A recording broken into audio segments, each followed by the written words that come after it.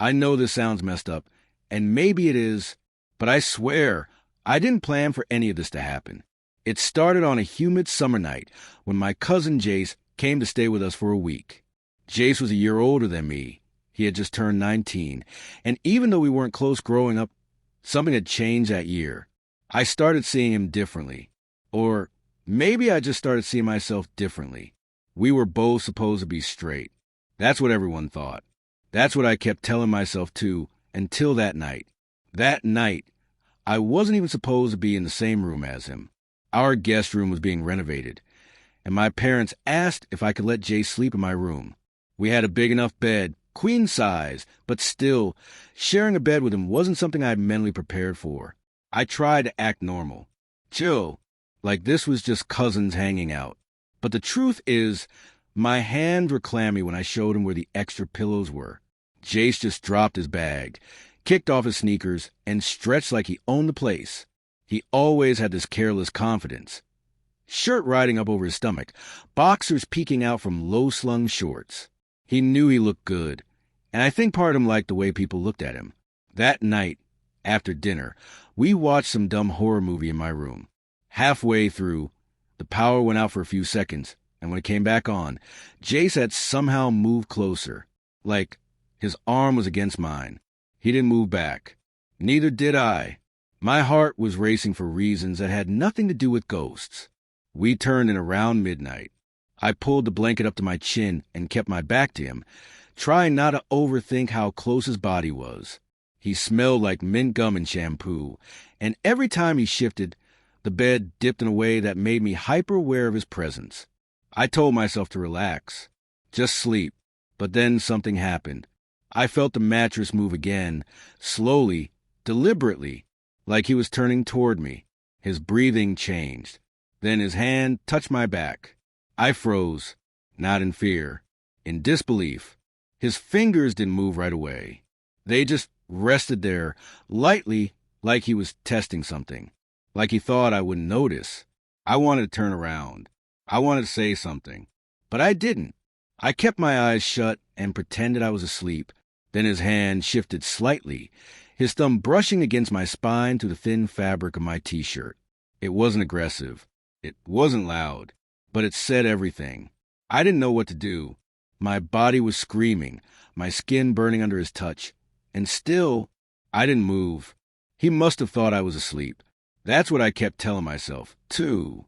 Because if I admitted I was awake, if I admitted I liked it, I'd have to face what that meant. And I wasn't ready.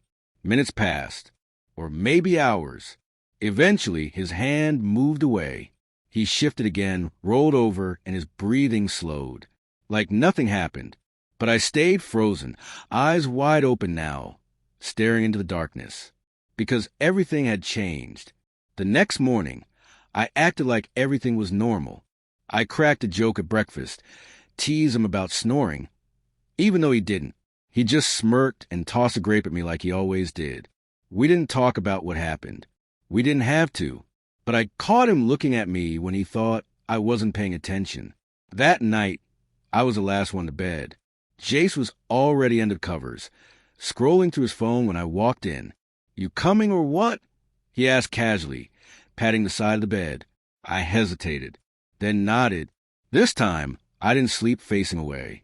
I lay on my back, heart pounding in my chest, and waited. He didn't touch me that night, but the air between us was thick with silence, charged, unspoken. By the third night, things shifted again. It was raining outside, loud and steady. We'd stayed up late playing some dumb video game, trash-talking each other like we were still kids. But we weren't. At one point, he paused the game and asked, "You ever have a dream that felt real?" My throat tightened. "What kind of dream?" He smirked, eyes flicking to mine. "The kind you don't tell anyone about." I didn't answer. I didn't have to. He leaned closer, but not too close. Just enough that I could smell his breath. Cinnamon and something sweet. Then he looked away, hit resume, and the moment passed. I wish I could say I didn't think about that first night, but it haunted me. I played it back in my head on a loop. The weight of his hand, the warmth of his skin, the not knowing if it was intentional or if I was the one who wanted it so badly. I imagined the whole thing, but I didn't imagine it, because on the fifth night, it happened again. This time, I wasn't pretending to be asleep, but I still didn't move. And what he did next, that's when I stopped lying to myself. That's when I knew this wasn't just about curiosity. It wasn't just about a touch. It was something else. Something I didn't understand yet. This was just the beginning. What my cousin did next shook everything I thought I knew about us. If you think this night was intense, wait till you hear what happened in part 2. Trust me, you won't look at family sleepovers the same way again. Make sure you're following the channel, because things are about to get even more complicated. The fifth night was different. I wish I could explain how I knew, but it was something in the way the room felt. Heavy, tense, like the air had thickened with everything we weren't saying. We didn't hang out much that day. He went out with my older brother, and I stayed home, pretending to be too tired to tag along. But the truth was, I didn't trust myself around him anymore. Or worse, I didn't trust that I wanted him to do it again. Every time I closed my eyes, I remember the exact pressure of his hand against my back, the way his fingers rested like they belonged there. That night, he came into the room late, past midnight. I was already in bed, phone in my hand, but not really reading anything, just refreshing apps to kill time and anxiety.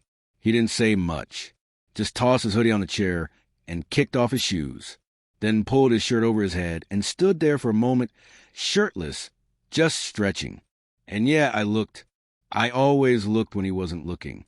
He climbed in next to me and let out this deep sigh like he'd had the longest day ever. "You good?" I asked, my voice more quiet than I meant it to be. "Yeah," he mumbled, "just tired." We lay there in silence, staring at the ceiling, not touching, but I could feel the warmth of his body through the shared mattress. My phone buzzed with a random notification, but I didn't check it. My focus was on him, on the way his arm shifted, on the fact that I could hear his breathing change, slower, deeper. And then, just like before, I felt the blanket pull slightly. His hand was reaching again. This time, it touched my hip, barely, like the ghost of a touch. I didn't move, didn't even blink. Then his fingers curled gently, just pressing against the waistband of my shorts, like he was asking something without words. And still, I didn't stop him, because something inside me wanted him to keep going. Something lonely, something desperate to be felt. The bed creaked as he leaned closer, not saying a word. I felt his breath on my neck, and then he whispered my name. Not loud, not teasing, just soft, like a secret. My throat went dry. I could have said something, could have turned around, broken the silence, asked him why he was doing this, asked him if he remembered the first night, if this was some game or some dream but I didn't. Instead, I reached back just a little, and my hand touched his. It was the first time I responded, and that was all it took. He slowly moved his hand up under the hem of my shirt. My skin lit up under his fingers, and my breath caught in my throat. He didn't go further. He didn't try anything more. But we both knew this wasn't pretend anymore. I wasn't asleep, and he wasn't guessing. The next morning, he acted completely normal again, like nothing had happened.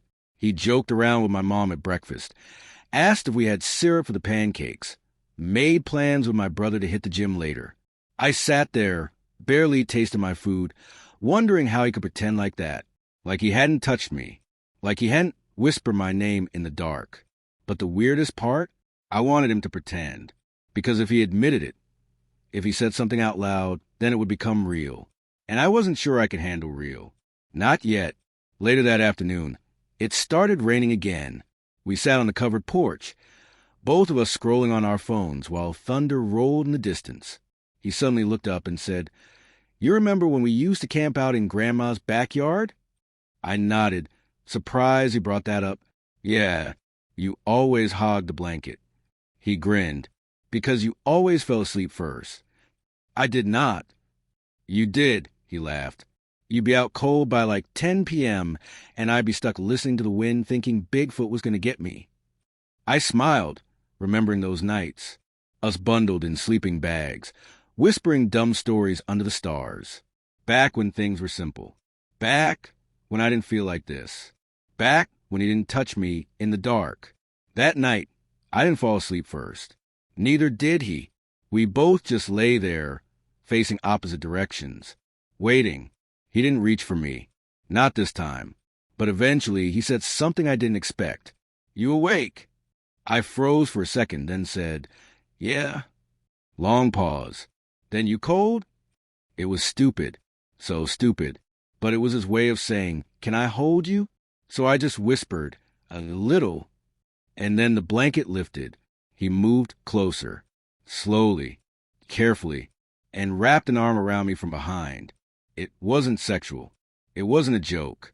It was gentle, real, and my chest ached from how much I'd wanted it. We didn't talk. We just stayed like that, his arm around my waist, my hand resting lightly over his. The storm outside was nothing compared to the one inside me. And when I finally fell asleep, I wasn't pretending. The next day, I couldn't stop watching him. The way he carried himself. The way he looked at me when no one else was looking. It was subtle, but it was there. He wanted something from me, but he didn't know how to ask for it. Neither did I. That evening, after dinner, we were alone in the kitchen cleaning up. He was drying dishes while I washed. He bumped his shoulder into mine and smirked. "You gonna cry when I leave in 2 days?" I rolled my eyes. "Please, I'll finally get my bed back." "Liar," he said under his breath. And then he leaned in just a little. His voice was low, almost a whisper. "You didn't move." I froze, hands wet, heart slamming in my chest. He didn't clarify. He didn't need to. He was talking about that night, about what he did, about what I let him do. I didn't know what to do. I said, "Neither did I," he whispered. Then he grabbed a plate and walked out like he didn't just wreck my brain with 5 words. That night, everything felt heavier. We didn't even try to pretend.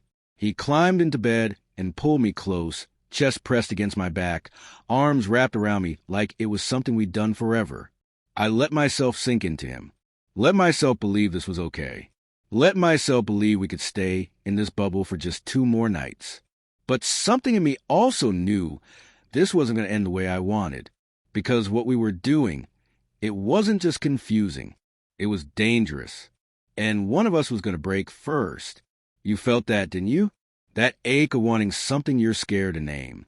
But Jace and I were running out of time, and the next night would test everything. If you've ever kept a secret so big it made your chest burn, Part 3 will hit you hard. Stick around, because the story's just getting started, and the ending will leave you speechless. 2 days. That's all we had left. Jace was leaving Saturday morning, and Friday was already here. I kept trying to act like I was fine, like my heart wasn't tearing itself apart every time he walked past me, brushing my shoulder. Every time he looked at me like he wanted to say something, but didn't. We hadn't talked about it again. Not what happened the first night. Not the second. Not the way we curled into each other like gravity was pulling us closer every time the lights went out. We were living in this weird limbo between truth and denial, and I didn't know how long we could stay there. Friday afternoon was hot. One of those sticky, restless summer days where everything feels loud and slow. We were outside in the backyard. My dad was grilling.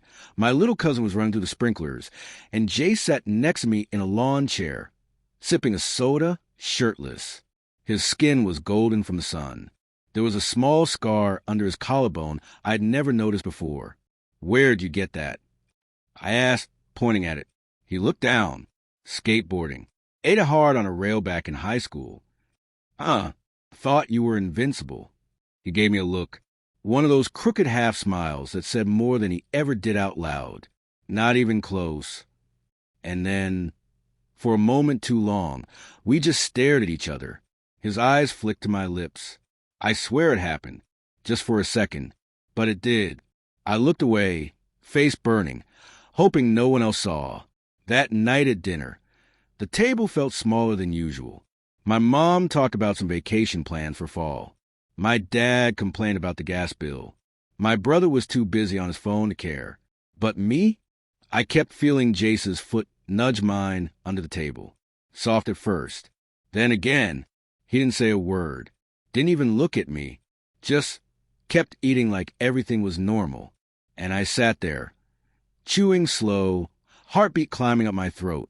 After everyone went to bed, we ended up back in my room, both of us pretending to scroll on our phones again. I wanted to talk.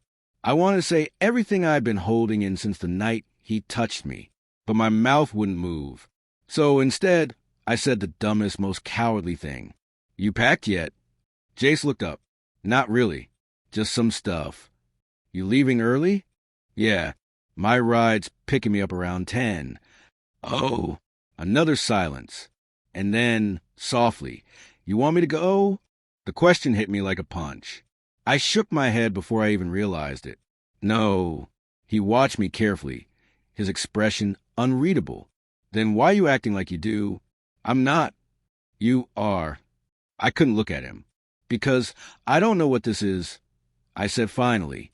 "This? What we're doing. Or not doing. Or whatever it is." He leaned forward, resting his elbows on his knees. "You think I know?" "I don't know what you know." He laughed, but it wasn't funny. It was tired.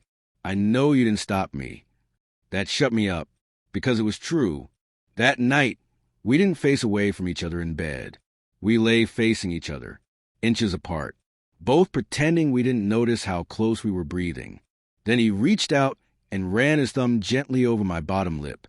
"You ever kiss anyone before?" he asked, voice so quiet I barely caught it. I swallowed. "No." He nodded. Then, slowly, carefully, he leaned in and kissed me. It wasn't long. It wasn't perfect. But it was everything. My first real kiss. With my cousin. And I kissed him back. Because nothing had ever felt more right or more wrong in the same breath. We pulled apart, eyes locked in the dark. Then he whispered, "I don't want to leave tomorrow." I wanted to say, "Then don't." But I didn't say anything. I just pressed my forehead to his. And we lay like that until we fell asleep. I woke up before him the next morning. His arm was still around me, his hand resting softly against my chest, like he belonged there. I didn't want to move. I wanted to freeze time. But time didn't care what I wanted. And at 9:45, his phone buzzed. His ride was outside. He moved quickly after that, gathering his things, stuffing them into his bag. No words, just rushing. It felt like someone was ripping duct tape off my heart. When he finally turned to me at the door, he looked scared. "I'll text you," he said. I nodded. And then he hugged me. Not the quick bro hug thing. A real hug. Tight. Long. One that said too much. When he pulled back, he looked like he wanted to say something else. But instead, he just left. And that should have been it, right? Summer was over. School started again. Life moved on. But a week later, something happened that changed everything. He sent me a photo of us from 2 summers ago, laughing in the pool, water splashing behind us. Then he texted one word, "Missed." I stared at it for 10 full minutes. Because the way he wrote it, it didn't mean he missed me. It meant he missed us. And I wasn't ready for what that meant. But I was about to find out. "You thought this was just a summer fling, didn't you?" So did I. But when Jace texted me that photo, something shifted. What came next? It wasn't just emotional. It was dangerous. If you think this story is intense now, just wait for part 4. Follow for more real, raw confessions that no one else dares to tell. I didn't reply to his message right away. I stared at it for hours. Missed? Just that one word in the photo of us laughing 2 summers ago, like nothing had ever gone wrong. But everything had gone wrong. Or maybe everything had gone too right. That's what scared me more. Because even though I didn't say it, even though I tried to keep my distance after he left, I missed him too. More than I should have. The days after that text dragged. I kept checking my phone like some addict, rereading our last messages, hesitating every time I thought of writing back. Then one night, around 2 a.m., I gave in. I typed, "I didn't stop you because I didn't want to." And just like that, I couldn't take it back. I hit send. Seconds passed. Then minutes. Then my chest tightened with regret. But before I could spiral completely, 3 dots appeared. He was typing. Then came his reply. So what now? That was the question I didn't have an answer for. He lived 3 hours away. He was back in college. I was still trying to figure out who I was, much less how to deal with what we'd done. And what scared me most, I didn't regret it. Not the kiss. Not the way he held me at night. Not even the way he touched me when he thought I was asleep. I should have felt disgusted, ashamed, but all I felt was confused. Weeks passed. We texted more. Not every day. Not even often. But enough. Short conversations. Careful ones. Like we were both waiting for the other to say something neither of us dared to speak. Then came fall break. He messaged me out of nowhere. You gonna be around this weekend? I knew what he meant. I told him yes. And just like that, he said he'd be passing through. No mention of why. No talk about staying the night. But I knew. When he showed up at our door that Friday, I nearly lost it. Same smile. Same eyes. But something was different. He looked nervous. Like he was afraid I might shut the door on him.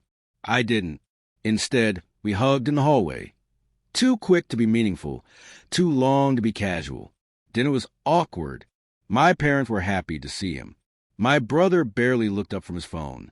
And me? I couldn't stop watching Jace like he might disappear again. He didn't say anything about staying over. But when bedtime came, he followed me to my room like it was the most natural thing in the world. And when we shut the door, the silence between us was thick. Neither of us turned off the light. He sat on the bed, rubbing the back of his neck. "Hey," he said softly. "Hey." A pause. I didn't plan to come here. I nodded, but I couldn't stop thinking about it. About you. His voice cracked just a little on the last word. I sat beside him. Close, but not touching. You think about that night? I asked. All the time. He looked over at me, eyes searching mine like he was waiting for permission. And this time I leaned in first. Our second kiss was slower, more sure, more us. We didn't rush it, didn't say anything dumb. We just kissed, and when I pulled away, his forehead rested against mine like it was instinct. Is this wrong? I whispered. I don't care, he said, and I believed him. That night, under the covers, we held each other again. No touching, no games, just skin on skin.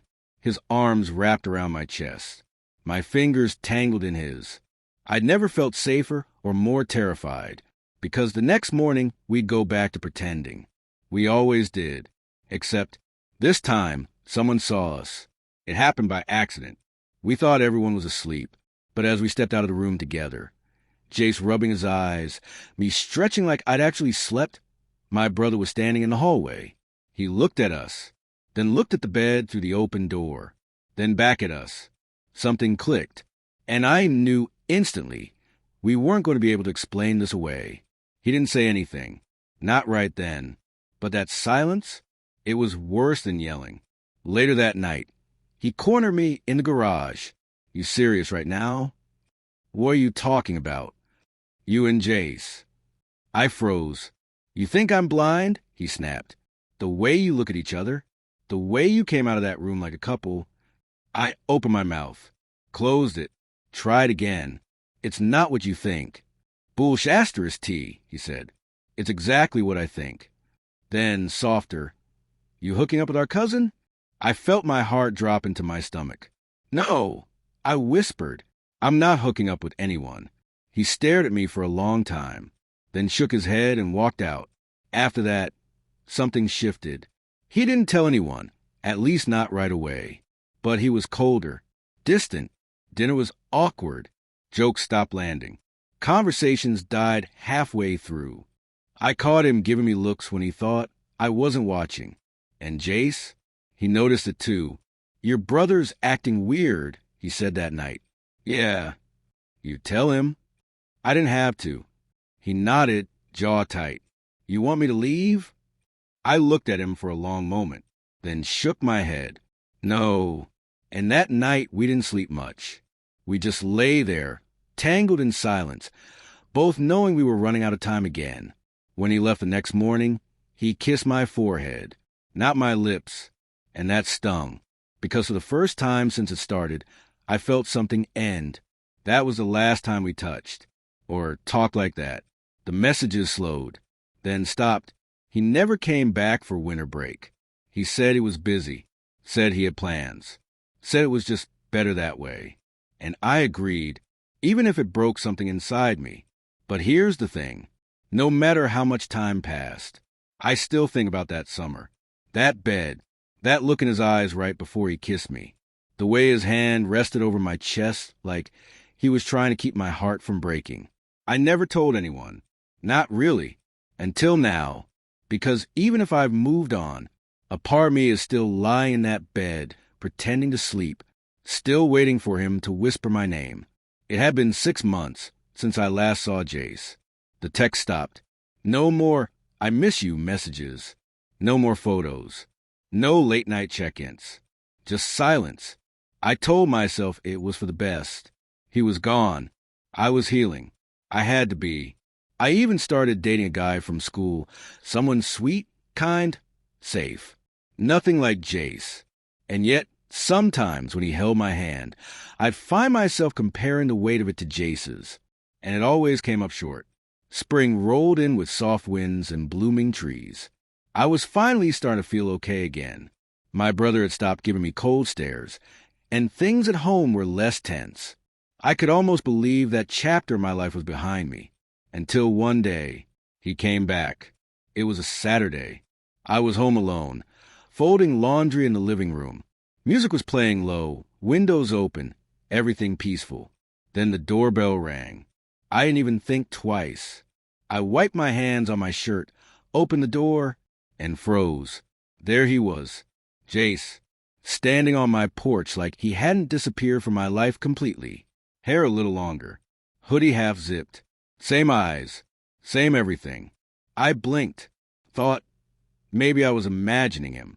"Hey," he said softly, "can I come in?" We sat in silence for a while. I didn't ask why he was here. I figured if he had something to say, he would. Finally, he broke the quiet. I was driving back from a wedding. I wasn't far. I didn't even plan to stop. But I don't know. I ended up here. I nodded, lips pressed tight. "I owe you an explanation," he said. "For ghosting you. For all of it. You don't have to." "I do." He took a breath. I was scared. What we did, how I felt, it messed me up. I told myself it was just a summer thing, that I could forget. But I never did. My throat tightened. "So why come back now?" I asked, "Because I can't stop thinking about you. I tried. I really tried. But nothing felt the same." I stood up and walked to the window, needing distance. "You hurt me, Jace." "I know. You made me think it meant nothing." It meant everything. I turned to look at him. "Then why leave?" "Because I didn't know how to love someone I wasn't supposed to." That line hit me like a slap. I stared at him, heart pounding. "You think I knew how to love you?" I whispered. He looked down, ashamed. "I didn't come to make excuses. I came because I still love you, and I needed you to know that." I didn't know what to say. The boy I cried over for months was now sitting on my couch telling me he still loved me, and yet all I could think was, what now? "I'm seeing someone," I said. He nodded slowly. "Do you love him?" I hesitated. "I'm trying to." He swallowed hard. "Does he make you feel the way I did?" I hated that he asked that. Because the truth? No, he didn't. And we both knew it. Jay stood up, walked toward me. Stopped just a foot away. "I know this is messy, complicated. But if there's even a part of you that still feels what I feel, tell me, and I'll stay." My heart beat so loud I couldn't hear anything else. I looked up at him. Every inch of me wanted to lean forward, grab his face, and kiss him until the world disappeared. But I didn't, because I didn't trust him. Not yet. So instead, I said the one thing that burned my throat to speak. "You should go." His face dropped. Just a little. He nodded. No drama. No begging. Just acceptance. But as he turned to leave, I added, "You should come back when you're sure. Not just when you're lonely." He paused, then gave me a sad smile. I was never surer of anything than when I was lying next to you. And with that, he walked out. Again, that night, I cried harder than I had in months. Not because he left, but because I wasn't sure if I'd made the right decision. Days passed. No texts, no follow-up. It was like he vanished again. And I threw myself into my new relationship. Dates, movie nights, hand-holding. All the right things. But none of it filled the space he left behind. Then, 3 weeks later, something strange happened. My brother, yeah, that brother, came into my room without knocking. He stood there, arms crossed, face unreadable. I saw him, he said. I blinked. Who? Jace. Where? Gas station off 45. I didn't talk to him, but he looked like SH*T. Okay? He looked uncomfortable. I don't get what you guys had. I don't want to get it, but I think he's still in love with you. That hit harder than I expected. I thought you hated what happened. I said, I did, he admitted. Still kind of do. But I also saw how miserable you were after he left. And if this guy, your current one, if he's not what you want, maybe stop pretending he is. I stare at him, shocked. My brother, the one who nearly ratted us out, was now giving me permission? Or maybe just telling me the truth I refused to say out loud. That night, I couldn't sleep. I kept thinking about Jace at some random gas station, probably drinking terrible coffee and regretting everything. So I did something I hadn't done in months. I texted him, "Are you okay?" And for the first time in a long time, he replied instantly. His reply came just 1 minute after I texted, "Are you okay?" He wrote, "No, but I will be if I see you." It didn't feel like manipulation. It didn't feel dramatic. It felt honest. And that scared me more than anything. I stared at the screen, thought about leaving it on read, thought about saying too late. But my fingers had already typed. "Where are you?" He sent me the name of a cheap roadside motel 10 minutes outside of town. The kind of place people go to not be seen. Room 204. Nothing more. I sat on my bed for a full 10 minutes, staring at that message, trying to breathe. Then I got up and grabbed my keys. The night air was cold. My hands were sweating the whole drive, not from nerves, but from the way something in my chest felt like it was cracking open again. By the time I pulled into the dimly lit parking lot, my heart was in my throat. Room 204's curtain was slightly parted. A yellow light glowed behind it. I knocked once. The door opened, and there he was. Jay stood barefoot, hoodie wrinkled, eyes red like he hadn't slept in days. He didn't smile, didn't speak. He just stepped aside. I walked in. The room smelled like dust and weak air freshener. The bed was messy. Half a sandwich lay abandoned on the table beside a bottle of water. He closed the door behind me, still silent. Then finally, "You came." I nodded, barely looking at him. "Why are you here, Jace?" I asked. He sat down on the edge of the bed, fingers tangled between his knees. "I didn't know where else to go," he admitted. "I just kept thinking, if I saw you one more time, I could maybe breathe again." I stayed standing. "Why do you do this?" I asked. "Disappear, then show up like nothing happened?" He looked up. "Because I'm a coward." I blinked. "That I wasn't expecting." "I told myself I was protecting you," he went on.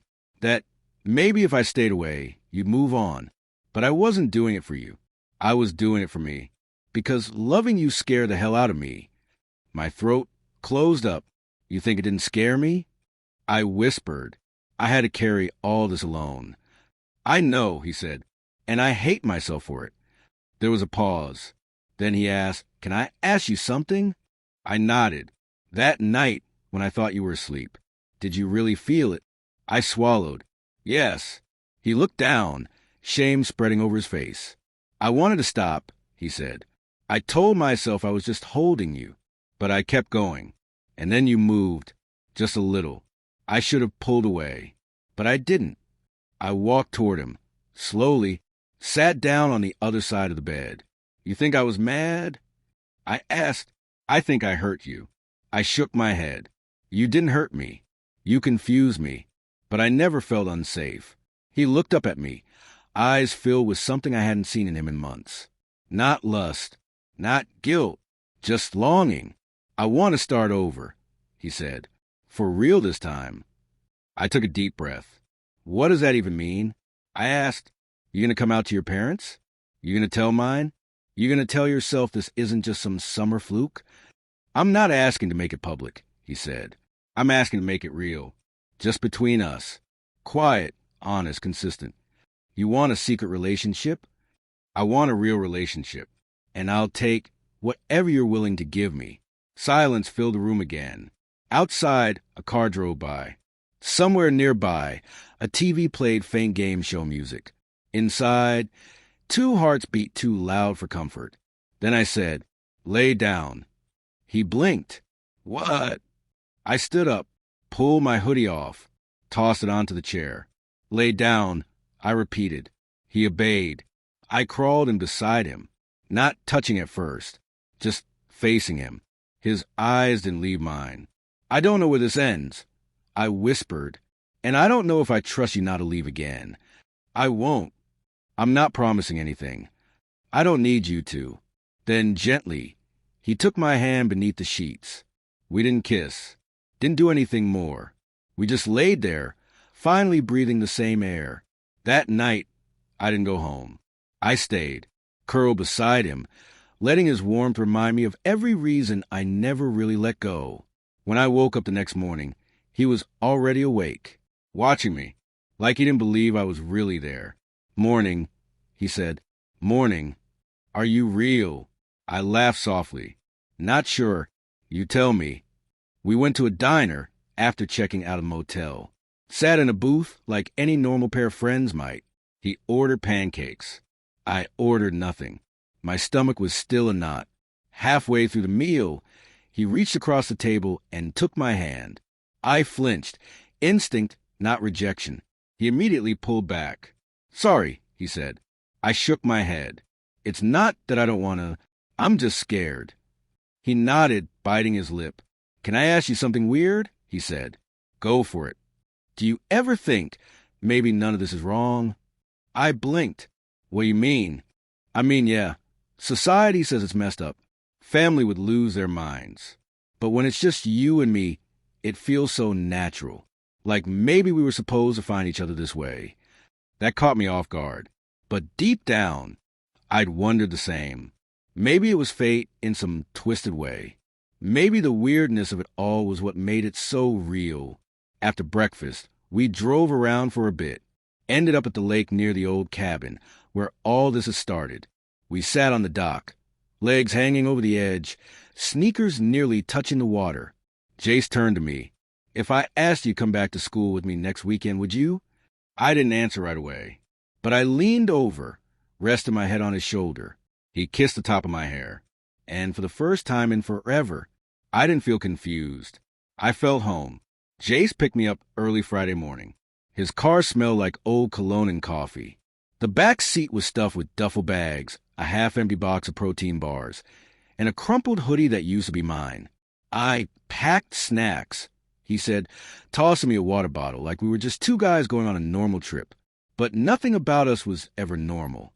We were driving 4 hours away to his college town, a weekend escape, just the two of us. No family, no judgment, no rules. The drive was quiet at first. I watched the trees pass by while Jace focused on the road. Occasionally, his fingers would twitch on the gear shift like he wanted to reach for me but didn't know if he was allowed.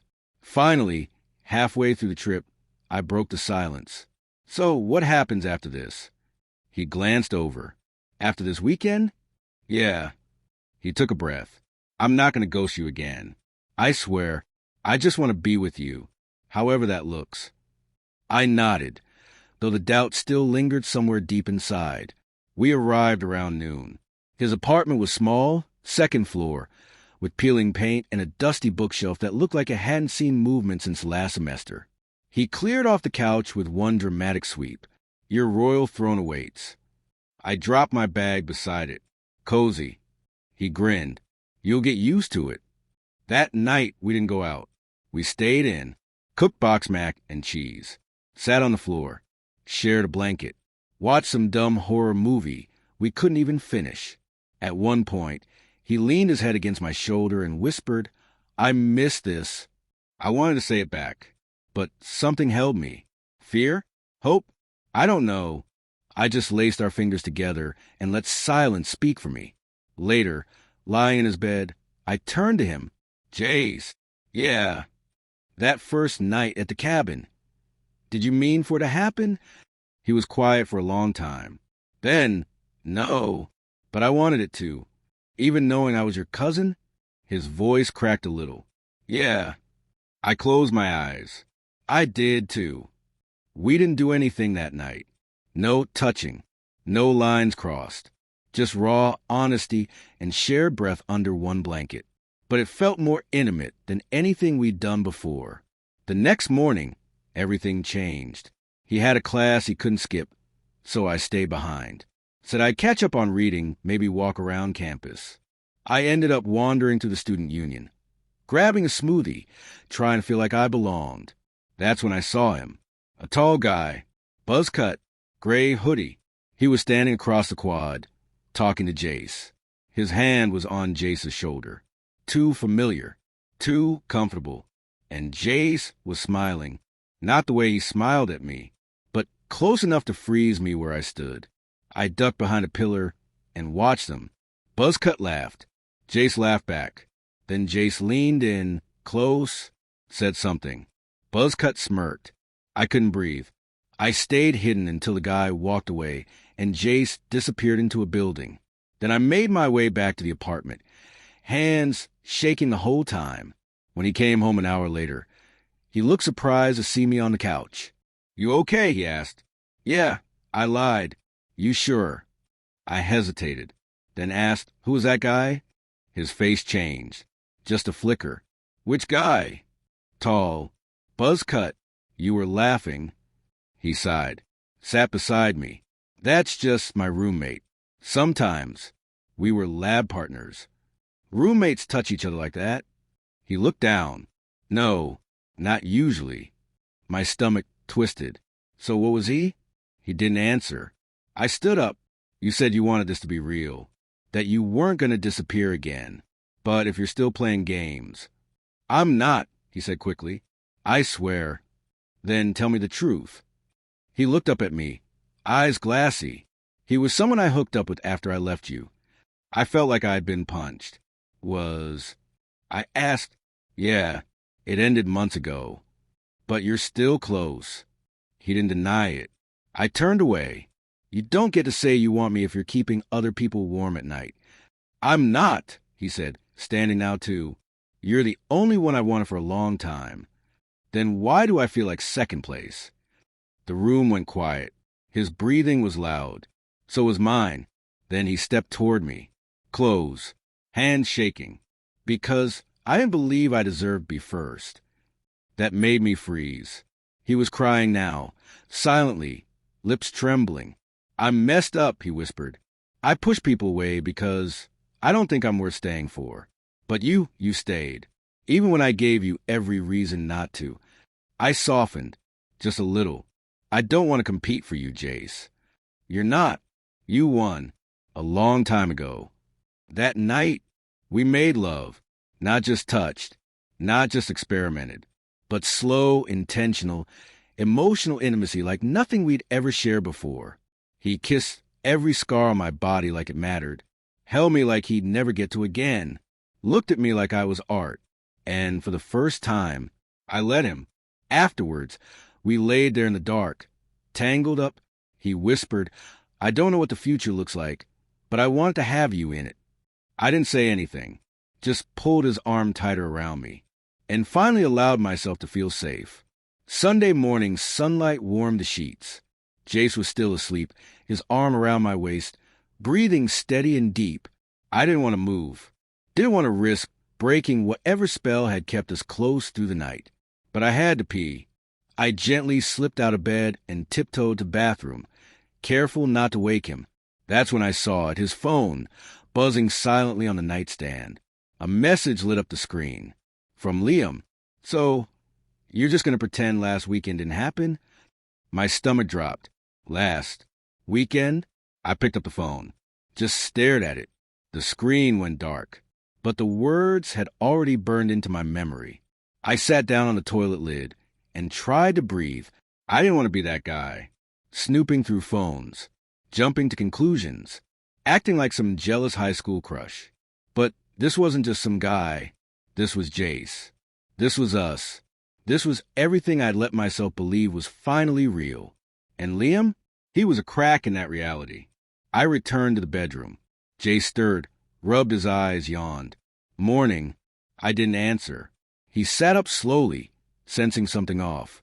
You okay? I didn't look at him when I said it. Who's Liam? Silence. Then, you saw the message. I nodded. He closed his eyes, took a breath. It's not what you think. Then what is it? Liam's complicated. My jaw tightened. Jace, that message didn't sound complicated. It sounded recent. He sat on the edge of the bed, hands clutched between his knees. We hooked up. Twice. It was physical. That's it. When? Once a few months ago, and once last weekend. My heart cracked right there. Last weekend, I repeated, you were with him, and now you're here with me. It didn't mean anything, he said quickly. I swear. I stood frozen, trying not to feel, trying to understand how he could look at me the way he did and still keep pieces of himself for someone else. Why didn't you tell me? I asked, because I didn't think it mattered. I looked at him, stunned. Didn't matter? He stood up, stepped toward me. No, I mean because you mattered. What I had with Liam was a distraction. I wanted to feel something, and I didn't. That's how I knew it wasn't real. That's not an excuse. I snapped. I'm not making excuses. Then what are you doing, Jace? Because it feels like you're just collecting people who want you and picking who fits your mood that day. He winced. I deserve that, he said. I wanted this to be real. I said, my voice cracking. I came here thinking you'd changed, that you finally knew what you wanted. I do, he said. No, you don't, I replied. You just don't want to be alone. The words hung heavy in the room. He didn't try to argue, didn't beg, just stood there, silent. So I turned and started packing. He followed me quietly. I'll drive you, he said. I'll get a ride. You don't have to leave like this. Yes, I do. As I zipped my bag shut, I heard him whisper, I'm sorry. But it felt too late, because sorry doesn't undo choices. Sorry doesn't erase Liam's name from my brain. Sorry doesn't hold me in the middle of the night, when trust has already left the room. I caught a rideshare and left before noon. Didn't look back. Didn't cry in front of him. But the second I was alone in the back seat, I let the tears come. Because love that you want so badly to believe in hurts the worst when it crumbles. Back home, things felt off. I couldn't tell anyone what had happened. Not really. What could I say? Oh, hey, I just got back from a secret weekend with my cousin who I may or may not be in love with, but turns out he's still texting other guys. Yeah, that would go over real well. The worst part? I missed him, even through the pain. Even knowing what I knew, I kept checking my phone, hoping for a message, some explanation, some redemption. Nothing came for 4 days. Then, on the 5th morning, I woke up to a voicemail. Just one, from him. His voice was hoarse, like he'd been crying. I was scared you'd never talk to me again. I don't blame you. I messed up. I kept telling myself that sleeping with Liam didn't matter. But what I didn't realize is that it meant everything. Because it meant I didn't respect what we had. And I do. God, I do. You're the only one who ever made me feel real. And now I ruined it. If you never answer me again, I'll understand. But if there's even a piece of you that still believes in us, please let me try again. No more half-truths. No more excuses. Just me and you. I love you. I listened to that message 3 times. Then I turned off my phone and stared at the ceiling. Did I believe him? I didn't know. Did I still love him? Yes, but love alone wasn't enough anymore. It had been 4 days since I heard Jace's voicemail. 4 days of silence from me.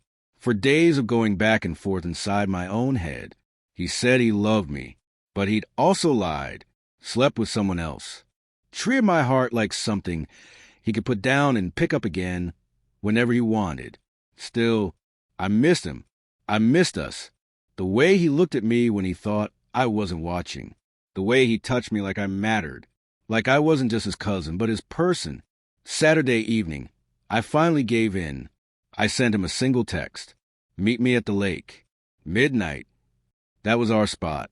The same lake behind the family cabin where everything started. Where we crossed a line we couldn't uncross. I got there early. Sat on the hood of my car, staring at the water as the moonlight danced across the ripples. It was warm but quiet.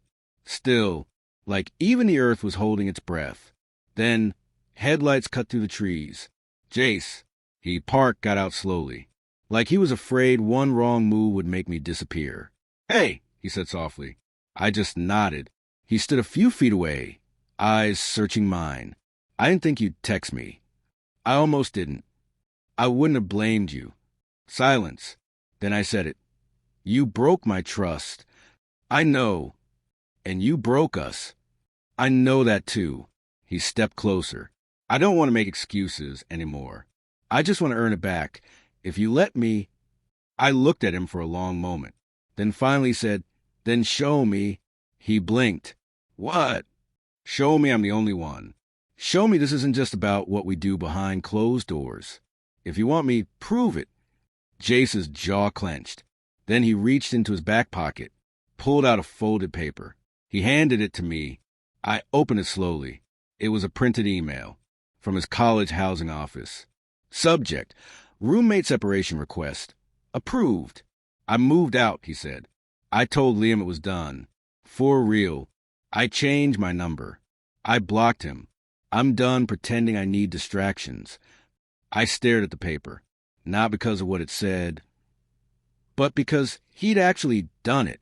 I don't want to run anymore, he continued. Not from you, not from how I feel. If this is wrong, then I'll live wrong. But I'm not giving up.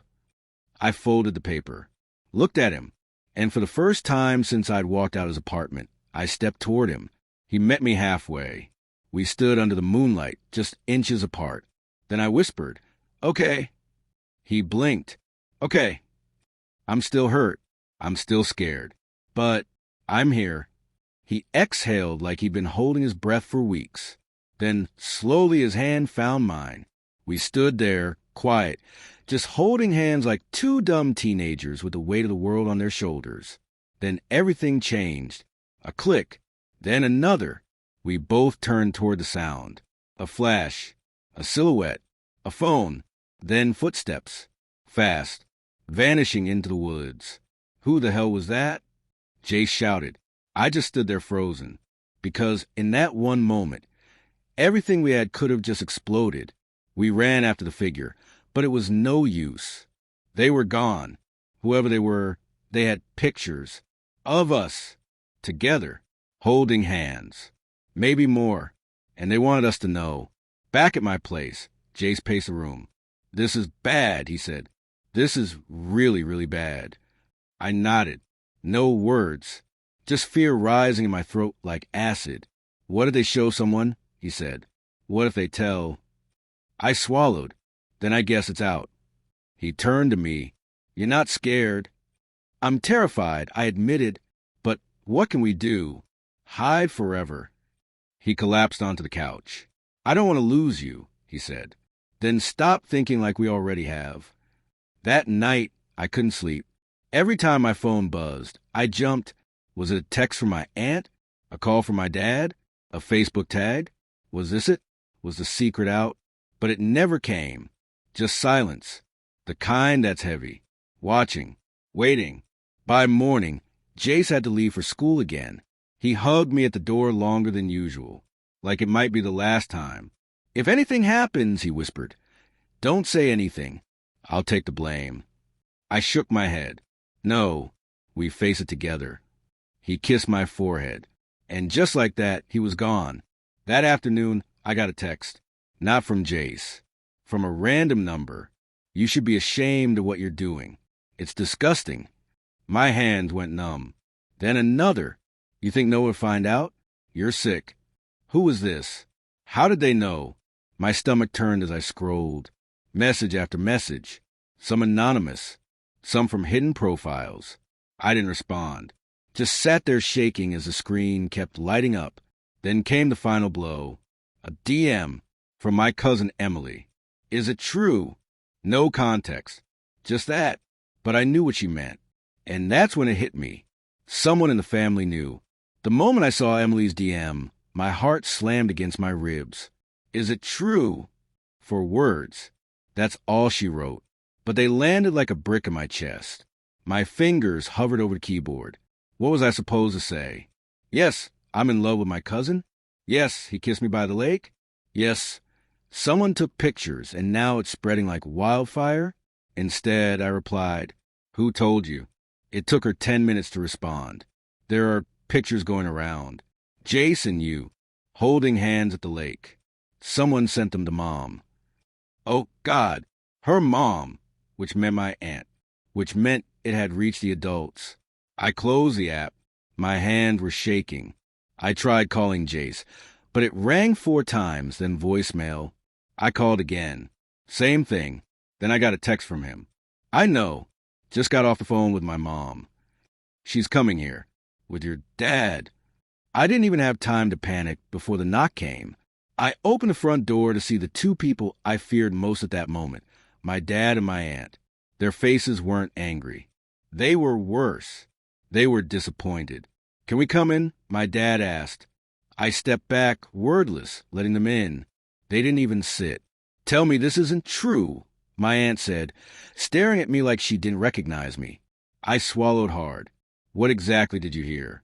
Don't play dumb. My dad snapped. You and Jace kissing, holding hands. What is going on? I couldn't look them in the eye, but I couldn't lie either. It's not what you think, I said. Then explain it. My dad barked. I took a deep breath. And for the first time in my life, I told the truth. All my life, I felt different. I didn't know why at first. I thought maybe I was just weird or broken. But then Jace, he was the only one who saw me. The real me. He never judged. He made me feel safe. My aunt folded her arms. That still doesn't explain this. You're cousins. I didn't plan this. I whispered. It just happened.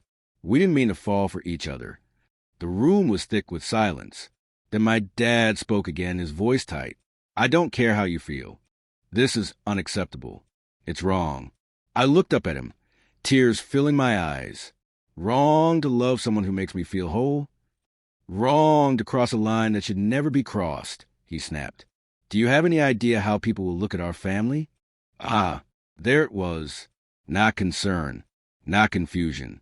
Shame, fear what people might think. Did you come here to protect me? I asked. Or to protect the family name? Neither of them answered. That's when I realized I wasn't their son or nephew in this moment. I was a problem to be fixed. You need help. My aunt said finally, this obsession, it's not healthy. You're young. You'll get over it. No, I said firmly. I won't. They both stared at me. I love him, I said. You can hate me for it. Disown me. But I won't pretend it didn't happen. My dad shook his head. You're sick. Then he turned and walked out.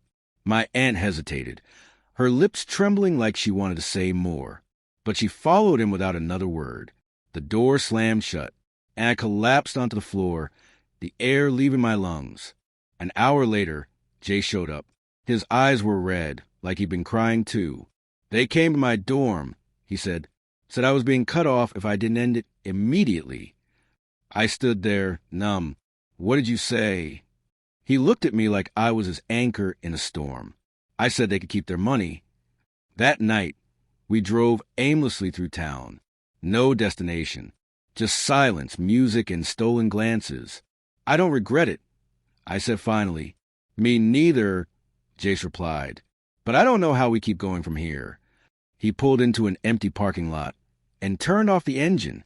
I do, he said. We stopped waiting for permission. We sat there for hours, talking, crying, planning.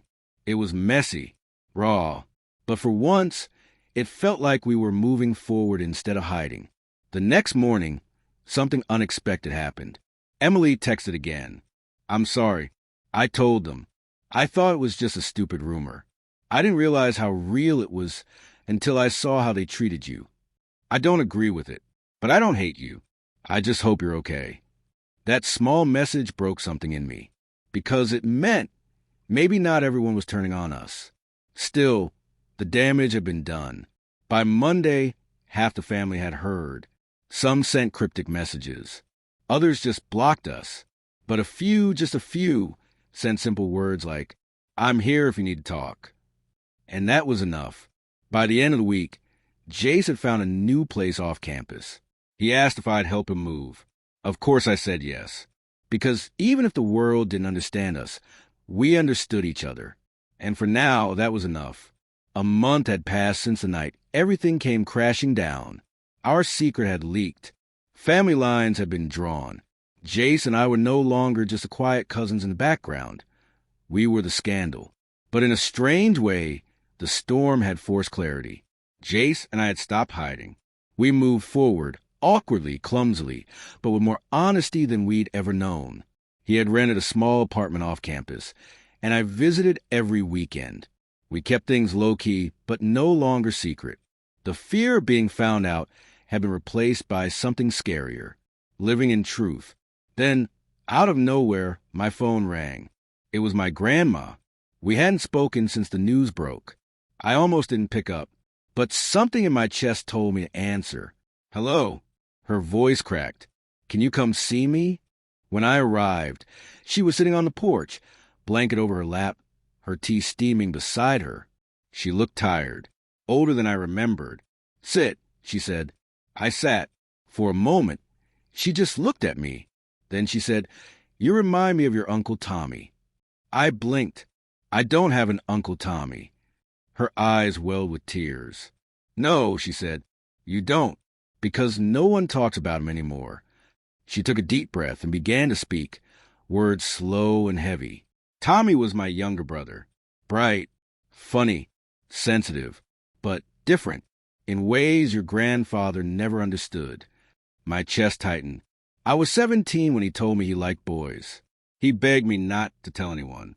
Said he just wanted to live quietly. She looked out across the yard. But someone saw him once, holding hands with a boy behind the church. News spread like wildfire. Your great-grandfather beat him so badly, he was in the hospital for a week. My stomach dropped. After that, Tommy ran away. Never came back. We got a letter years later. He'd changed his name, started a new life, but he never called us family again. She wiped her cheek slowly. "You're not the first boy in this family to love another boy, but I pray you'll be the last to be shamed for it." I didn't even realize I was crying until she reached out and held my hand. "You have nothing to apologize for," she whispered. "Don't let them bury your love like they buried his." That night, I told Jace everything. He sat there stunned. "My mom never mentioned a brother," he whispered. "They erased him." He took a shaky breath. "Maybe we're here to fix that." We both knew we couldn't change the past, but we could honor it. So we did something small but powerful. We wrote Tommy's name in a journal. His full name, his story, what little we knew. We vowed to never let him be forgotten. And then we made a pact to live our truth, without shame, without hiding, no matter what. Now, months later, the whispers have died down. Some family members still don't talk to us, but others have come around. Even Emily visits sometimes, jokingly calling us the Scandal Boys. But more importantly, Jace and I are okay. We're more than okay. We're free. We still have our bad days. Still get those side eyes in public when someone picks up on the closeness between us. But we don't flinch anymore, because we know what we are. We're not broken. We're not dirty. We're just us. And that's enough.